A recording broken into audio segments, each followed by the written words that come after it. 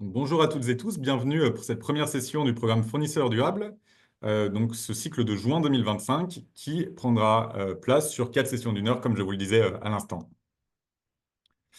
En fait, l'enjeu de ce programme, et vous le verrez tout au long de cette session d'introduction, c'est de vous permettre de mieux comprendre les concepts de la RSE. C'est peut-être un concept que vous découvrez ou sur lequel vous souhaitez progresser, de vous expliquer quelques bases théoriques sur cette notion et d'également vous présenter quelques bonnes pratiques à mettre en place en matière de RSE, de développement durable dans vos entreprises. C'est un sujet, je pense que vous le savez, qui est de plus en plus demandé. D'une part, sur le plan légal, avec des lois qui sont en train d'entrer en vigueur, mais également sur le plan commercial, avec des donneurs d'ordre. C'est d'ailleurs tout l'enjeu de cette session et de ce programme qui vous challenge, qui vous demande des informations, de mettre en place des pratiques sur ces sujets RSE. Donc, nous verrons à travers ces 4 sessions d'1 heure une vue d'ensemble, un aperçu de l'ensemble des sujets RSE, ou en tout cas d'une grande diversité de sujets, avec cette première session qui aura pour thème les bases de la RSE, une deuxième session la semaine prochaine sur la décarbonation, qui est un sujet, je pense, assez stratégique et sur lequel vous êtes aussi peut-être challengé.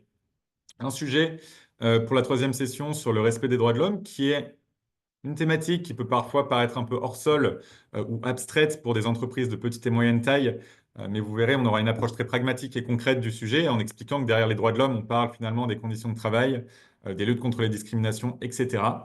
Et enfin, une quatrième session pour clôturer ce programme sur le suivi et la valorisation d'une démarche RSE, pour aussi vous donner quelques clés pour poursuivre votre parcours et votre démarche à la suite de ce programme. Donc voilà, 4 sessions d'1 heure qui, a priori, vous serviront à avoir les bases du concept de la notion de RSE et avoir une première idée des actions à mettre en place à ce sujet. On va débuter aujourd'hui avec une session d'introduction sur les bases justement de la RSE. Hop, donc je me suis présenté brièvement, mais je m'appelle Émile Ezzedine et je suis en charge des PME et des chaînes d'approvisionnement au sein du Pacte mondial de l'ONU Réseau France. Je vous présenterai cette initiative en fin de session. Et comme je disais à l'instant également, on se retrouve pour cette première session aujourd'hui et on en aura 4 sur ce mois de juin. Quelques conseils que je vous présenterai également en introduction de chacune des sessions sur la prise de parole. Si vous souhaitez poser des questions, et c'est vivement recommandé, n'hésitez pas à utiliser le chat de Zoom ou à lever la main. Je pourrais également vous donner la parole le cas échéant. Essayez d'être attentif si d'autres participants s'expriment et à couper votre micro s'il est allumé, mais je pense que tous les micros sont d'office coupés pour tout le monde. C'est une session qui se veut, et d'ailleurs un cycle de session qui se veut assez interactive. Donc vous verrez que moi, j'ai une présentation à vous présenter. Mais l'idée est aussi de créer du dialogue, du débat. Donc, si vous avez des remarques sur ce que je présente, n'hésitez pas à nous en faire part dans le chat. Si vous avez des questions, des interrogations, le souhait de partager une bonne pratique, n'hésitez pas également, c'est tout l'intérêt de ces sessions. Donc, cette session va être structurée en plusieurs temps. On aura tout premièrement une partie introductive sur les bases de la RSE. On verra comment définir ce concept, on verra quelles en sont les opportunités. Vous verrez, et peut-être que vous appréhendez la RSE aujourd'hui plutôt comme une contrainte, mais vous verrez, en tout cas j'espère, les nombreuses opportunités qui sont associées à ce sujet. On passera ensuite sur une présentation du cadre légal et volontaire de la RSE. J'ai fait le choix de présenter le sujet de la sorte pour simplifier les choses, pour vous montrer qu'en fait, en matière de RSE, on a des obligations légales, des contrats de réglementaires, mais également un cadre volontaire avec un ensemble d'initiatives volontaires, donc non contraignantes, qui peuvent vous servir à progresser. Et on aura, in fine, pour conclure la session, un tour de questions-réponses, évidemment. Donc, les objectifs de la session sont triples. Premièrement, vous expliquer la notion de RSE. Deuxièmement, vous faire découvrir les opportunités du sujet.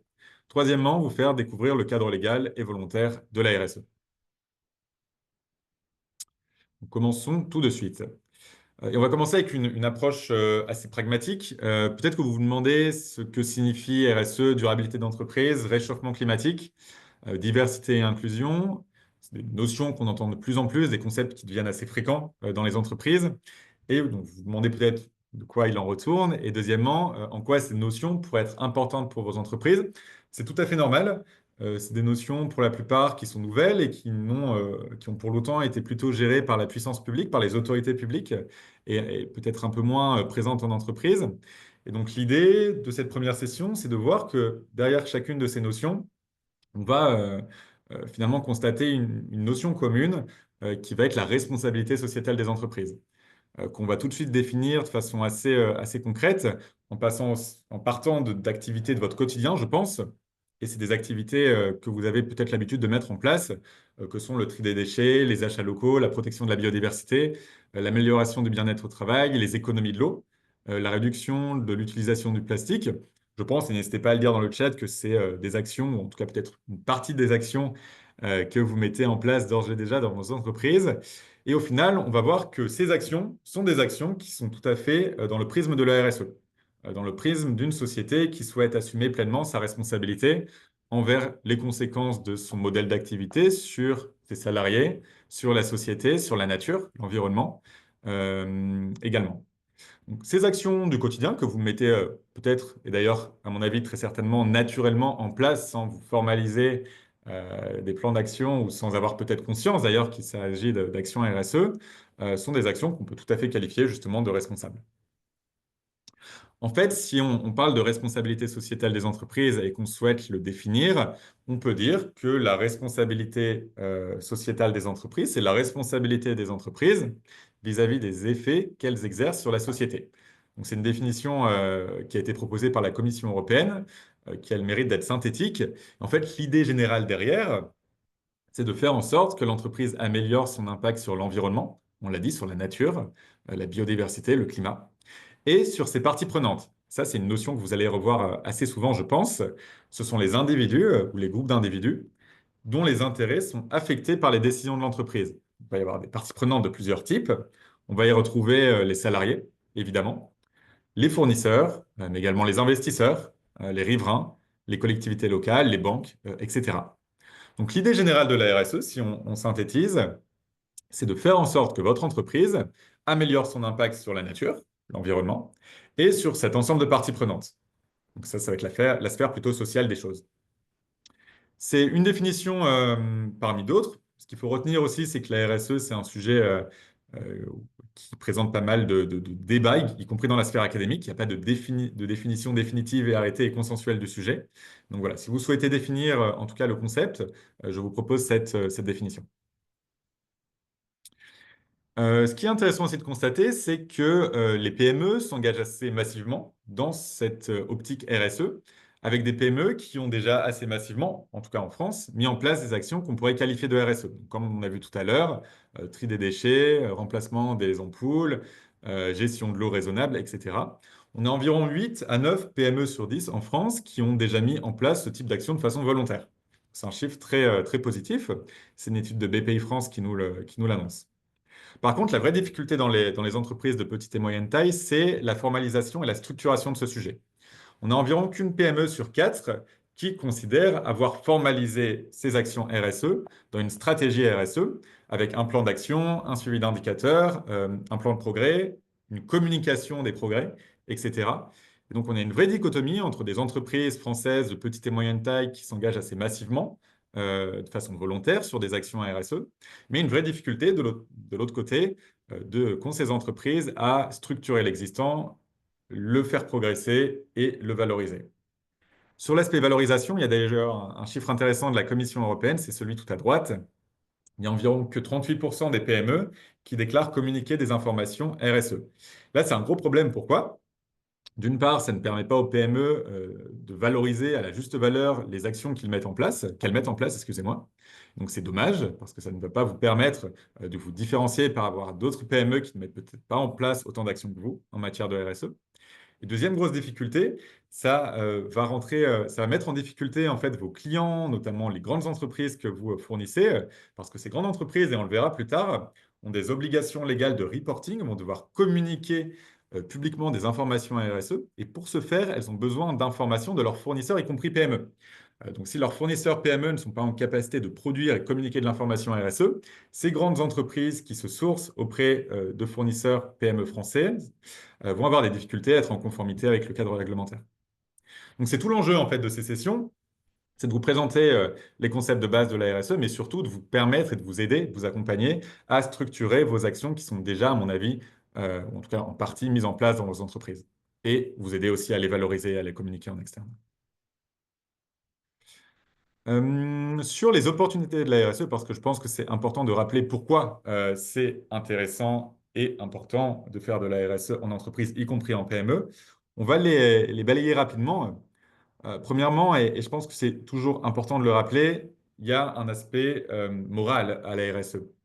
Lorsque vous mettez en place des actions RSE, vous contribuez à votre échelle, mais vous contribuez tout de même à la résolution de grands défis sociaux, économiques, environnementaux. Sur plusieurs plans, la RSE va concerner à la fois les droits de l'homme, et on aura une session dédiée à ce sujet, les droits du travail évidemment, l'environnement, on l'a dit, en réduisant, en améliorant votre impact sur la nature, la biodiversité et le climat. Sur les sujets anticorruption également, sur les sujets de discrimination, notamment en matière d'égalité femmes-hommes, sur les sujets de gouvernance et plus largement sur les objectifs de développement durable. C'est peut-être un cadre que vous connaissez, les ODD. Ce sont 17 objectifs qui ont été fixés par les Nations Unies et qui visent à aboutir à un monde plus durable et plus soutenable pour tous à l'horizon 2030. Ce qu'il faut retenir ici, c'est qu'en mettant en place une démarche RSE, vous allez pouvoir, à votre échelle, contribuer à ces grands défis mondiaux. Et ça, c'est quelque chose qu'on constate assez souvent, notamment dans des PME. C'est la volonté du dirigeant, de la dirigeante, de contribuer à son échelle, évidemment, mais à améliorer, on pourrait dire, la société. Deuxième volet d'arguments en faveur de la RSE, c'est l'amélioration de l'image de marque et la différenciation qu'il est possible d'avoir, d'obtenir. Premièrement, c'est avec la possibilité de renforcer vos liens avec vos donneurs d'ordre.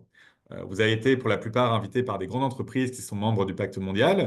Et donc, ça vous montre également à quel point les grandes entreprises ont pris pour important les sujets RSE et ont la volonté de faire monter en compétence leurs fournisseurs parce que de plus en plus d'entreprises, notamment de grande taille, ont des objectifs en matière de RSE, des stratégies sur ce sujet et ont la volonté d'intégrer des critères RSE dans leurs relations commerciales.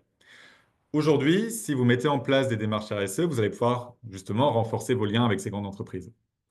Deuxièmement, ça vous permet également de réduire vos risques. Pourquoi? Parce que vous le verrez, et on vient de le dire, la RSE va concerner plusieurs sujets, environnementaux, sociaux, économiques. Et en mettant en place une démarche RSE, vous allez être contraint à réfléchir à ces sujets et donc à réfléchir à vos risques en matière environnementale, sociale, économique, réputationnelle, opérationnelle, etc. Avoir conscience de vos impacts négatifs également, tout au long de votre chaîne de valeur, donc y compris avec vos fournisseurs, avec vos clients, avec vos distributeurs. Et le simple fait, au final, de connaître ces risques réputationnels, environnementaux, sociaux, etc., va vous permettre de mieux les gérer. Donc, il y a aussi un réel intérêt à gérer, réduire vos risques en la matière. Troisièmement, la RSE, ça peut également vous permettre de développer de nouveaux débouchés. Si vous révisez, et on a quelques entreprises membres du Pacte mondial qui l'ont fait, si vous souhaitez réviser profondément votre modèle d'affaires à l'aune de la RSE, sous le prisme RSE, vous allez potentiellement avoir des idées de nouveaux produits, de nouveaux processus, pourquoi pas de nouveaux modèles d'affaires à développer. Donc ça peut vous permettre, on en a des exemples très concrets, d'avoir de nouveaux marchés, de développer votre affaire. Donc ça, c'est aussi un volet, une opportunité à souligner. J'ai une question à vous poser sur les opportunités qui suivent, donc plutôt sur le volet RH. Selon vous, quelle est la part d'étudiants en école de management de commerce qui considèrent que l'impact sociétal est ou sera un critère déterminant dans le choix de leur emploi? Est-ce que c'est selon vous 38% des étudiants, 55% ou 77%?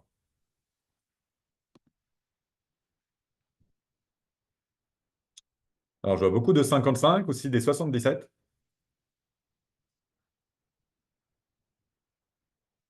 quelques 38, mais moins nombreux. Une majorité de 77, j'ai l'impression. Bien, écoutez, vous avez tout à fait raison. C'est 77%, donc presque 8 étudiants sur 10, considèrent que l'impact sociétal de l'entreprise dans laquelle ils souhaitent postuler sera déterminant dans le choix ou non d'y rester. Ça, c'est extrêmement important également dans une situation économique où parfois il peut être assez délicat et difficile de recruter et de pérenniser un effectif dans la durée.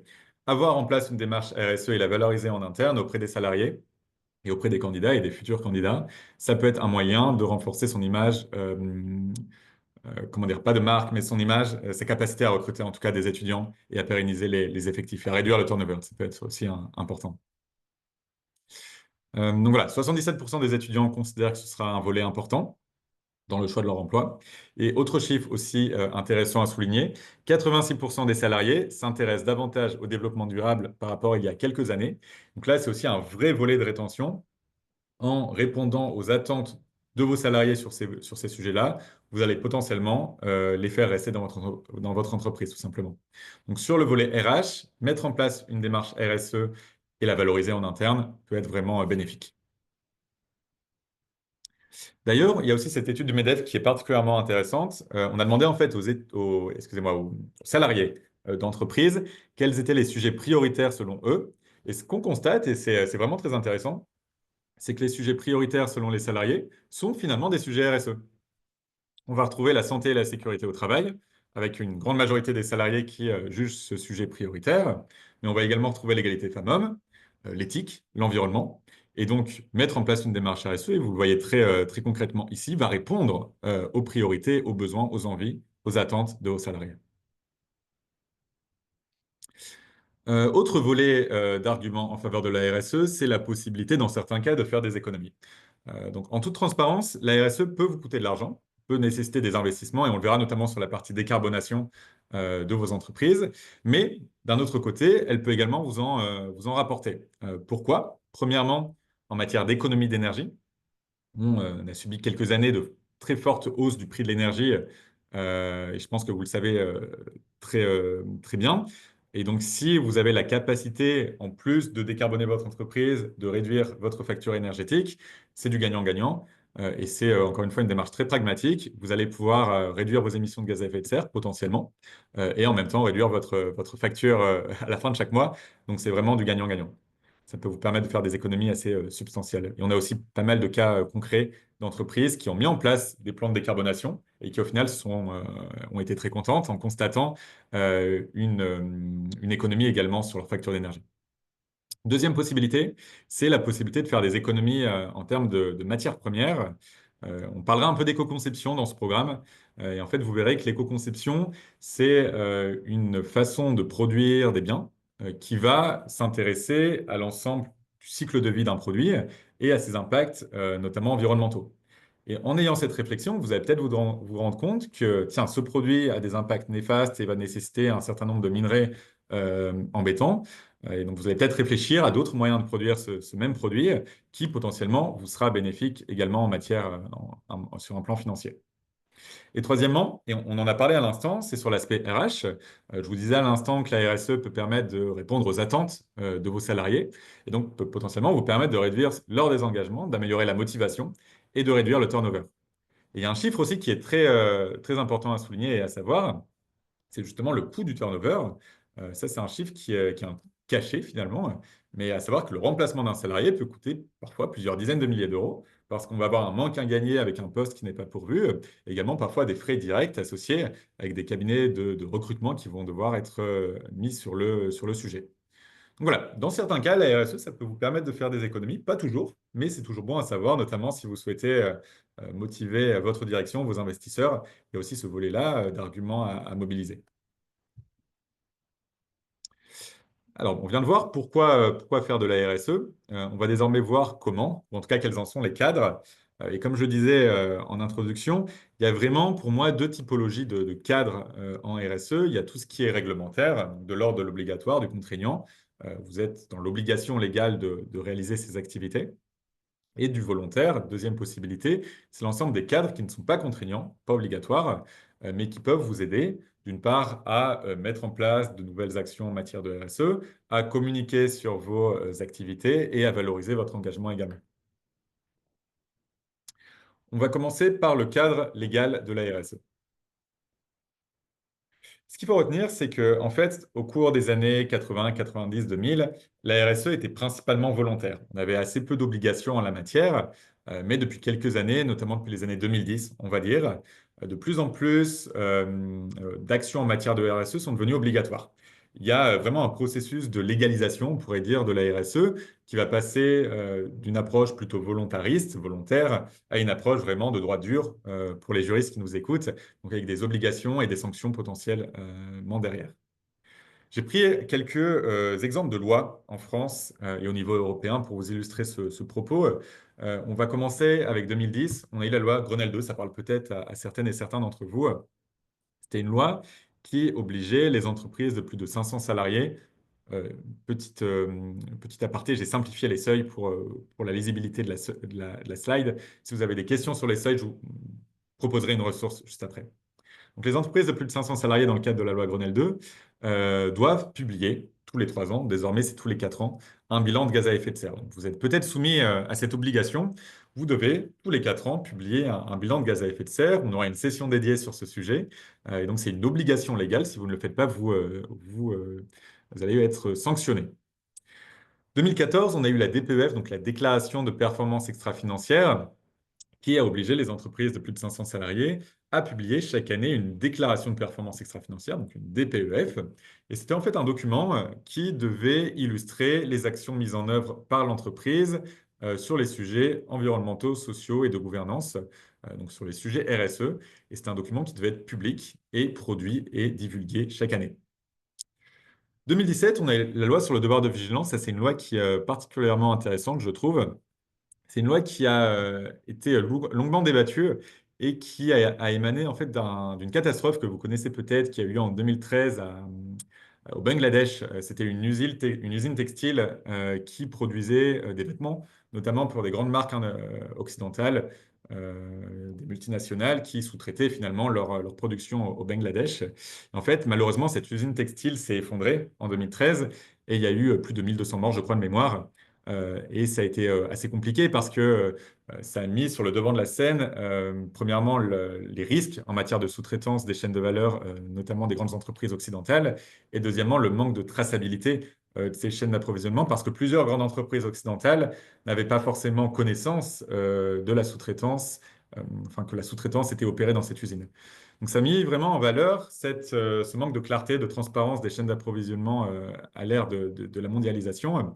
Et ça a aussi mis sur le devant de la scène une certaine impunité de grandes entreprises qui parfois refusaient d'accepter la responsabilité de cette catastrophe.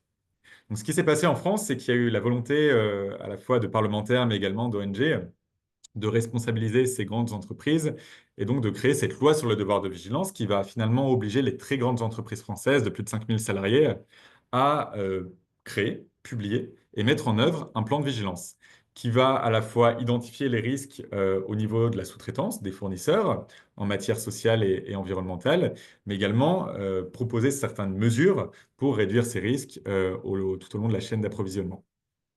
Voilà, ça c'est aussi une loi qui est vraiment intéressante et il y a des négociations actuellement pour voir si cette loi ne devrait pas être harmonisée et généralisée au niveau européen. 2024, c'est très récent. On a eu la CSRD, ça vous parle peut-être, c'est un acronyme qui revient assez souvent dans les sphères RSE. C'est en fait la mise à jour, on pourrait dire, de la DPEF de 2014. C'est l'obligation pour les entreprises de plus de 500 salariés de publier chaque année un rapport de durabilité avec une trame standardisée. En fait, la DPEF, je vous ai dit, demandait aux entreprises de publier des rapports en matière de RSE, mais ces rapports n'étaient pas standardisés. Donc, il y avait une vraie difficulté à comparer les entreprises, premièrement d'une année sur l'autre, et donc à estimer leur progrès, mais également à comparer les entreprises avec d'autres entreprises, et donc à estimer les meilleures entreprises d'un secteur particulier, par exemple. Cette CSRD donc, va apporter une trame standardisée qui va faciliter les comparaisons. Là aussi, ce qui peut être intéressant de noter, c'est que la CSRD donc, a fait l'objet de négociations, peut-être une certaine remise en question de la part également du secteur privé et de représentants d'entreprises. Donc c'est en cours de négociation. On verra si les seuils évoluent, si les obligations de reporting évoluent. Mais pour le moment, cette CSRD existe et est en vigueur en France et dans l'Union européenne d'ailleurs. Donc voilà, quelques exemples pour vous montrer que de plus en plus de lois vont encadrer le concept de RSE, à la fois sur les actions mises en place, par exemple avec le devoir de vigilance qui va obliger certaines actions auprès de la chaîne d'approvisionnement, de vigilance pour le coup, mais également en matière de reporting, avec des obligations sur les informations à communiquer, sur la transparence à avoir en tant qu'entreprise française ou européenne. Ce que vous constatez peut-être, c'est que les seuils que je vous présente sont assez élevés, peut-être si vous êtes une PME. Mais ce qu'il faut bien prendre en considération et avoir en tête, c'est que ces obligations qui vont concerner donc des ETI et des grandes entreprises vont assez rapidement cascader sur des entreprises de plus petite taille, parce que les entreprises qui sont soumises à ces obligations vont avoir besoin d'informations de leurs fournisseurs, notamment PME, pour être en conformité avec la CSRD, par exemple. Donc, c'est peut-être pour ça aussi que vous constatez déjà pas mal de questionnaires qui vous sont envoyés par des clients. C'est également pour être en conformité avec ce type de réglementation. Et donc, c'est pour ça que même si vous êtes une entreprise en dessous de ces seuils, vous allez être indirectement euh, concerné par l'effet de ruissellement ou de cascade des obligations des plus grands vers les plus petits. Si vous souhaitez vérifier à quelles obligations vous êtes soumise en tant qu'entreprise, que voilà, vous n'êtes pas très au clair peut-être sur toutes les lois parce qu'il y en a pas mal et on le comprend. Il y a un très bon outil qui s'appelle le portail RSE que vous connaissez peut-être qui a été mis en place par le ministère de l'économie. C'est un site internet qui est très bien fait qui vous permet en rentrant votre numéro SIRET de constater et de visualiser en quelques clics l'ensemble des obligations auxquelles votre entreprise est soumise. Voilà, je vous recommande vivement ce site internet. Ça prend vraiment quelques minutes à être effectué et ça vous permet d'avoir voilà, en quelques clics les obligations sur lesquelles vous devriez être attentif et voilà, pour ensuite mettre en place des actions et être en conformité sur un plan juridique et légal. C'est vraiment un site qui est très bien fait. On vient de voir les cadres légaux obligatoires de la RSE. Et donc la conclusion là, à ce point, c'est de dire qu'il y a de plus en plus de lois, de règlements qui vont encadrer ce sujet. Donc essayez d'être attentif vraiment à la production normative et juridique sur cette thématique, notamment via le portail RSE, qui est vraiment un outil très intuitif et qui vous permet de rester au courant et d'avoir une veille constante sur les obligations en la matière. Ce qu'il faut comprendre et ce qu'il faut bien noter, c'est que la RSE ne se limite pas à ces obligations légales. Il y a en fait un ensemble de cadres volontaires qui vous permettent, comme je le disais un peu plus tôt, d'avoir des idées d'action à mettre en place, d'avoir un cadre de reporting pour communiquer vos progrès, de valoriser via des labels, par exemple, vos engagements, etc. Donc, j'ai fait une petite sélection rapide et non exhaustive de tous les cadres qui existent en la matière. Et donc, comme je disais, ces initiatives vous permettent d'aller plus loin que le cadre légal, de vous différencier également, de progresser davantage si vous le souhaitez, que les obligations françaises et européennes. Parmi ces cadres, on va retrouver plusieurs typologies d'initiatives. On va y retrouver des initiatives d'engagement volontaire comme le Pacte mondial, et je vais vous le présenter juste après, comme les objectifs de développement durable des Nations unies également. On va y retrouver les normes ISO, que vous connaissez certainement. On a des normes ISO sur les sujets environnementaux. On a des normes ISO sur les sujets des achats responsables. Des normes ISO sur les sujets des égalités et de la lutte contre la discrimination, etc. Donc, ça peut aussi être des cadres volontaires qui vous permettent de structurer vos démarches.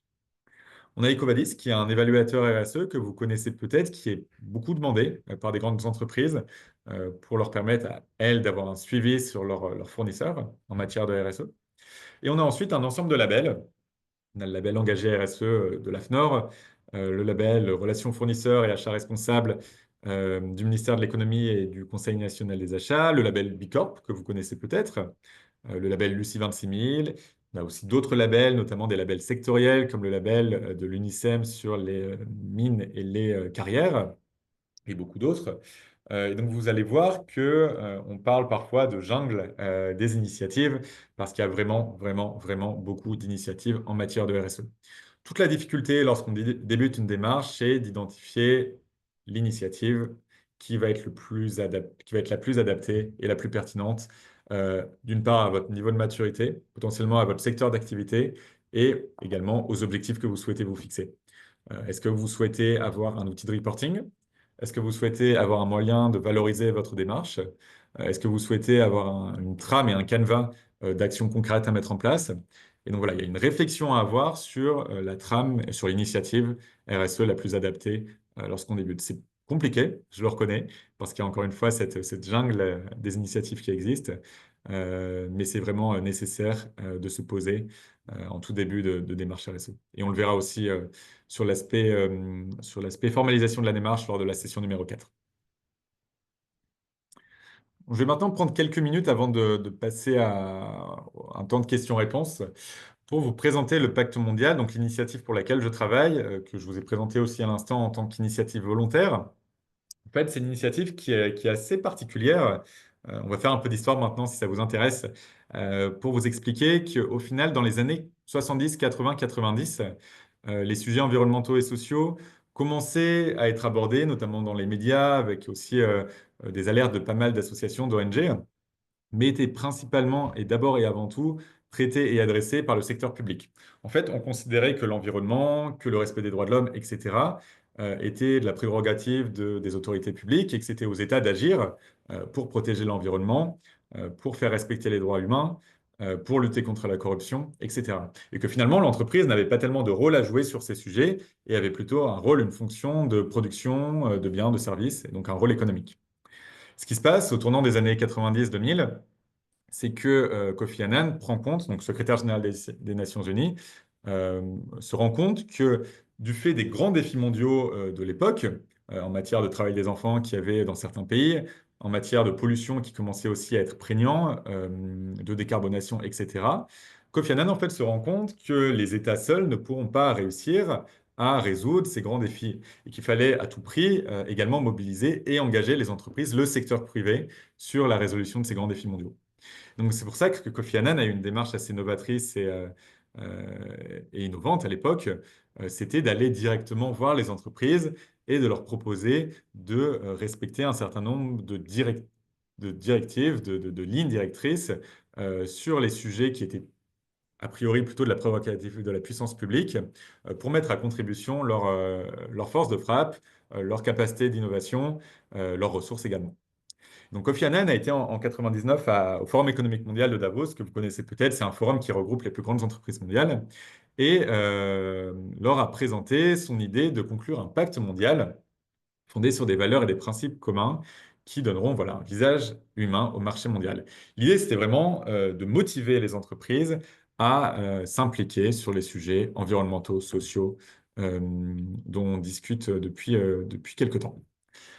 Donc voilà, c'était vraiment novateur à l'époque et la trame qui a été proposée, c'est celle-ci. Ce sont 10 principes qui vont permettre aux entreprises qui le souhaitent, c'est une démarche volontaire, d'apporter leur contribution à la résolution de ces grands défis mondiaux. On ne va pas balayer chacun des 10 principes en détail, mais savoir qu'il y a des principes relatifs aux droits de l'homme, des principes relatifs aux droits du travail, des principes relatifs à l'environnement, évidemment, et des principes relatifs à la lutte contre la corruption.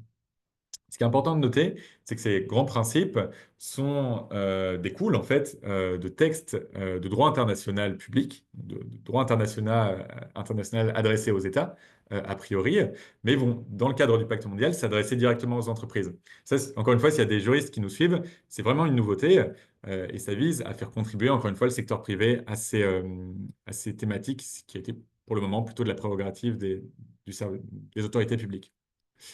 Donc voilà, le pacte mondial se structure autour de ces 10 grands principes. Et une entreprise qui souhaite y adhérer va justement s'engager à respecter ces 10 grands principes, à mettre en place des actions pour être en conformité avec ces 10 grands principes et également à faire la promotion de ces principes dans leur sphère d'influence, y compris auprès des clients, des fournisseurs, des distributeurs, etc. Ce qu'il faut retenir ici, c'est que ce n'est pas une démarche contraignante, c'est une démarche volontaire. Le pacte mondial n'a pas de mandat de sanction, de contrôle, mais va plutôt aider, accompagner les entreprises qui le souhaitent et volontaires à progresser sur ces 10 principes. Depuis 2015, le pacte mondial va également se structurer autour de 17 objectifs de développement durable. Ce sont les fameux 17 ODD dont on parlait un peu plus tôt. Ça vous parle peut-être, ces petits pictogrammes de couleurs, on les voit parfois euh, sur des produits ou dans les médias, dans la rue parfois.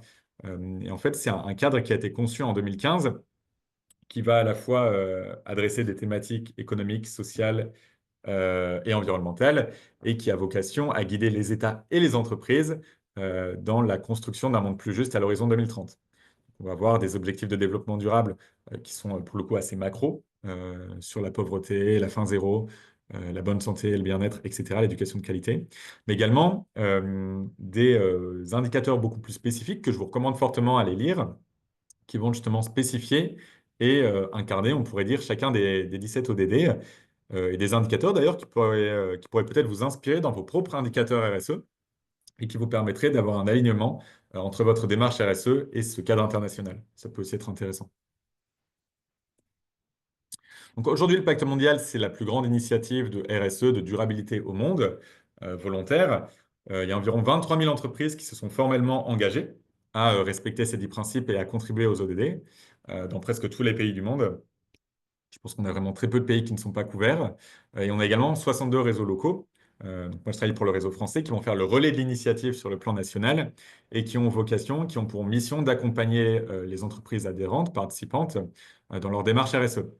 Donc, tout l'intérêt ici est d'avoir des relais locaux qui vont vous permettre de mettre en place justement des démarches RSE alignées sur ces 10 grands principes et sur les 17 ODD. Si on rentre un peu plus dans le détail de ce que propose le Pacte mondial en France, en fait, vous expliquez qu'on est une initiative généraliste, donc on a vocation à accompagner les entreprises sur plusieurs sujets, plusieurs thématiques environnementales, avec un focus sur le climat, la biodiversité, les océans, l'eau, la circularité également, sur des sujets de gouvernance, évidemment, avec tout le volet anticorruption et intégrité des entreprises, sur le volet social, avec la diversité, l'équité, l'inclusion et les droits de l'homme, et sur des leviers plutôt transversaux avec des contenus spécifiquement produits et destinés aux PME, des contenus sur les chaînes d'approvisionnement plus durables, sur le devoir de vigilance, sur la jeunesse, sur la performance globale. Donc l'idée, c'est vraiment voilà, de permettre à nos membres de monter en compétences et de progresser et euh, d'améliorer continuellement leur démarche RSE. Pour vous présenter voilà, cette initiative et pour conclure cette partie, vous expliquez qu'en fait le pacte mondial met à disposition de ses membres plusieurs ressources et formats pour les aider à progresser. On produit beaucoup d'événements qui permettent à nos membres de se rencontrer, d'échanger leurs bonnes pratiques, d'échanger sur leurs difficultés, avec des conférences à la fois en ligne mais aussi en physique. On a aussi des groupes de travail qui permettent à nos membres d'avoir des réponses précises à des questions techniques. On a des groupes de travail sur les droits de l'homme, des groupes de travail sur l'environnement, avec la présence d'experts sur certains sujets qui permet vraiment à nos entreprises membres d'avoir des ressources très techniques sur certains sujets. On a aussi une dynamique territoriale, parce qu'en fait, en France, on a 2200 entreprises adhérentes au Pacte mondial. On a presque tout le SBF 120, mais on a aussi beaucoup de PME, notamment en région. On a environ une entreprise sur deux membres du Pacte mondial en France qui est basée hors Île-de-France. Et on compte beaucoup et on tient beaucoup à également faire vivre cette dynamique territoriale avec ce qu'on appelle des cercles régionaux qui vont réunir nos membres plusieurs fois par an à Lille, à Bordeaux et dans beaucoup d'autres villes de France. On a aussi des accélérateurs qui sont des programmes qui permettent aux entreprises de progresser sur des sujets thématiques particuliers sur plusieurs mois. Et donc, on a des accélérateurs sur la décarbonation, sur l'égalité entre les hommes et les femmes, sur les droits de l'homme. On a aussi un accélérateur destiné aux PME qui est pluridisciplinaire. On a une académie qui est en fait un site d'e-learnings qui permet à vos entreprises et donc à tous les salariés qui la composent d'être formés en continu avec beaucoup de programmes à la demande, de MOOC, qui permet voilà, d'avoir une formation continue sur ces sujets et de garder formés ses collaborateurs. On a aussi voilà, d'autres coalitions qui sont un peu plus spécifiques, on pourra peut-être en reparler à l'occasion. Et tout ça est vraiment dans l'idée et a pour objectif d'accompagner les membres du Pacte mondial en France à progresser sur leur démarche RSE. Juste avant de me prendre quelques questions et de vous laisser la parole si vous le souhaitez, je vais vous présenter donc les prochaines étapes de ce programme. On aura mardi prochain une session sur la décarbonation. C'est une session qui est souvent attendue parce que, et je le conçois tout à fait, c'est une thématique qui peut être très complexe, sur laquelle on ne sait pas forcément par où commencer, par où débuter, sur laquelle on n'a pas forcément aussi les ressources théoriques pour comprendre les implications et les conséquences de nos actions. Donc voilà, on aura une session assez dense qui vous présentera en début de webinaire d'abord comment dire, quelques ressources théoriques ou en tout cas quelques grandes clés de compréhension pour comprendre pourquoi le climat se réchauffe et est déréglé et qu'est-ce qu'un bilan carbone et comment le mettre en place, avec en deuxième partie des actions plus pratiques et des recommandations que je vous donnerai, notamment en matière de financement, parce qu'on a constaté que ce qui bloque assez souvent les actions des entreprises en la matière, c'est le manque de financement. Et ce qui est très dommage, c'est qu'il y a énormément d'aides qui existent sur ce sujet, que ce soit des subventions, des prêts à taux zéro, etc. Donc voilà, je vous présenterai aussi quelques facilitateurs en matière de financement pour vous aider à décarboner votre entreprise. Mardi 17, donc on se retrouvera pour la session sur les droits humains et le 25 pour la session finale sur la formalisation et le suivi de sa démarche RSE. Je vais prendre quelques questions maintenant, il nous reste environ 20 minutes, un peu moins, pour discuter de la session du jour. Si vous avez une question ou si je n'ai pas le temps de répondre à votre question, n'hésitez pas à m'écrire un mail, je me ferai un plaisir d'y répondre. Mon adresse s'affiche à l'écran. Alors, n'hésitez pas à poser vos questions. Pour le moment, je n'en vois pas. Ou à lever la main, je pourrais vous donner la parole également, si c'est plus facile. Merci beaucoup Isabelle pour votre retour. Alors, je vois qu'une main est levée. Je vais vous donner la parole tout de suite.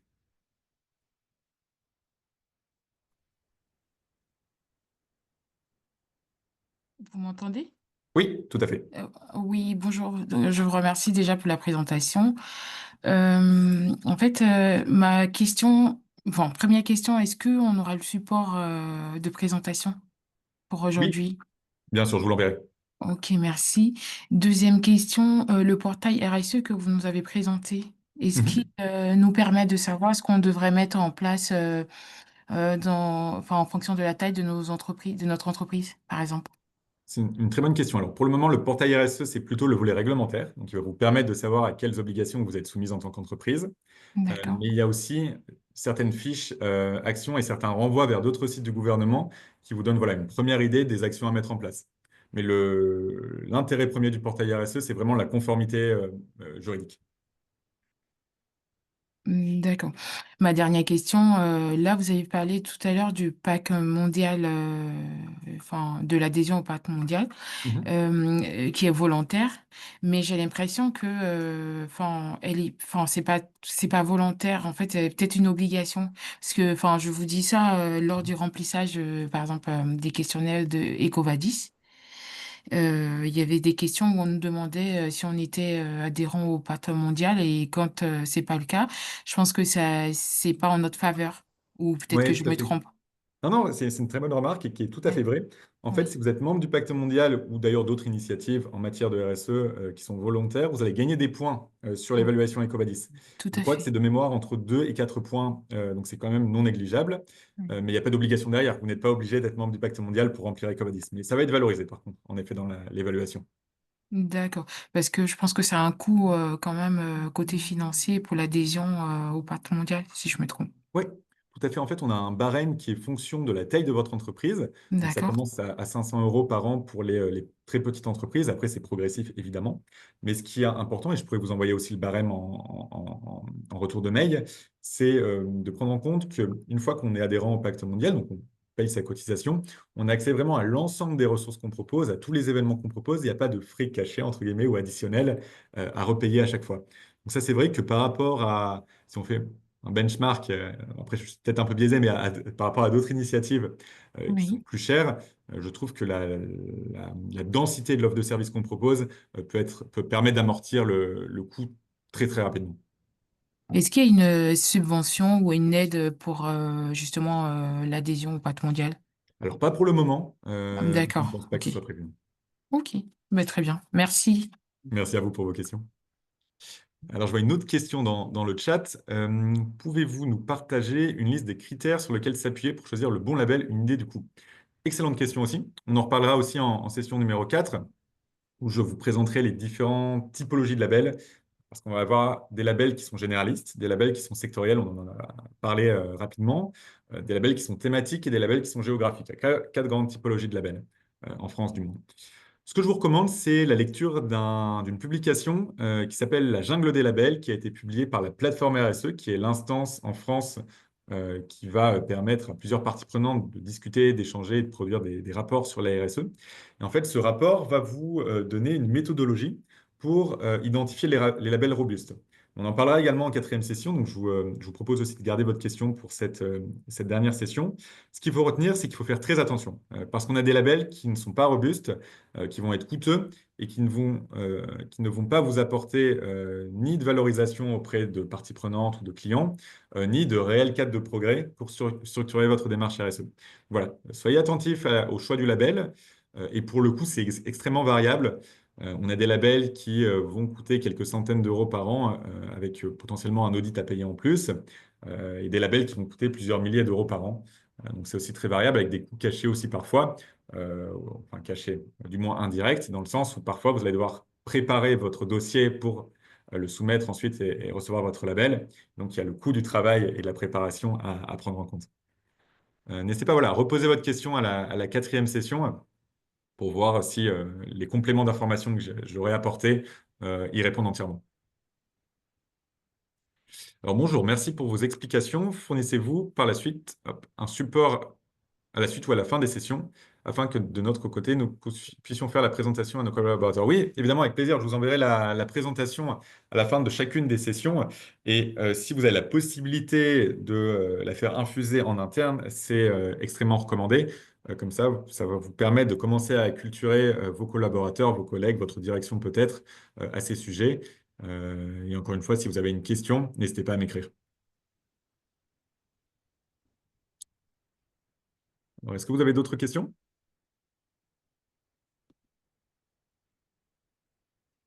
Alors, je vois qu'il y a une main levée. Non, je pense qu'on a déjà pris votre question.